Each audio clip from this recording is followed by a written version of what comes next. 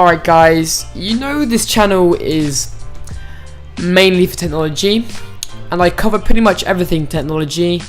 But recently a big part of tech has been cryptocurrency, and I've joined the gold rush. Recently there's been a massive correction driven by a decrease of aggregate demand of Bitcoin, mainly from Korean markets now having laws and regulations prohibiting exchanges from selling these coins.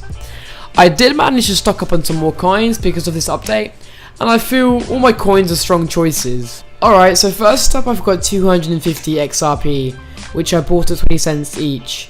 For me, this is the reason I got into crypto, and I believe this coin has the potential to replace Bitcoin. It bridges the gap between decentralization and centralization, not being completely centralized, but not decentralized either. This has a massive use case for banks, and I believe cutting their costs will mean we'll benefit in the long run, with perhaps lower interest rates for loans and higher interest rates for saving. I know this coin is very controversial, and I understand why people think that. The whole point of a crypto is to take the power from some corrupt governments and banks, but this will be difficult anyway. Next up I've got Substratum. This is basically the opposite to XRP, with it being very decentralized. In fact, it's a decentralized web, making anyone who uses it completely anonymous. This coin has massive potential, with only a supply of 352 million, which relatively speaking is so small. I bought this coin at $1.90. Yeah, I know I've taken a loss, but that won't be the case for long. Of course I've got some Verge or XVG. This is one of my most favourite coins, being the most private coin on the market, along with Monero right now.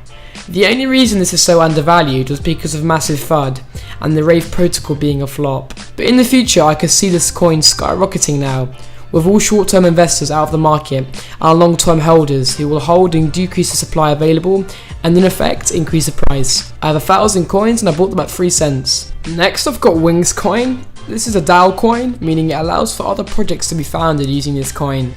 This is similar to Ethereum, and with a supply of only 100 million, I can see this going up a lot more. I bought this coin at $2, and when more people know about it, I should recover that loss. Next I've got some older coins. I've got 190 Digibyte, which is one of the quickest coins in the crypto space. I'm holding a tiny bit of Bytecoin, which I mined, and also some Artbyte coin, which is targeted for artists to receive funding through this coin. I bought Digibyte at 2 cents, and I didn't invest a lot, which I kinda regret now, and I bought Artbyte at 2 cents. I've also got some BTS or Bitshares.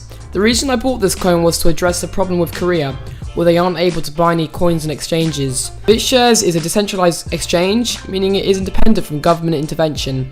I see Bitshares being one of the biggest exchanges in 2018 to 2019, and with it being at 30 cents, it's a no-brainer. I've also got some PowerDirector, which is very similar to Artbyte.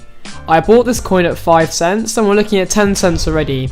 Last but not least, I've got Electronium, and quite a lot as well from the ICO. Electronium is a British cryptocurrency, which has a lot of very original features, most prominently being their mobile app where you can actually mine their coins.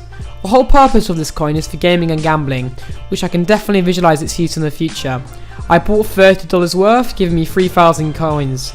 Boy oh boy should I have invested more, it's at 10 cents now. So that's pretty much all the coins I have.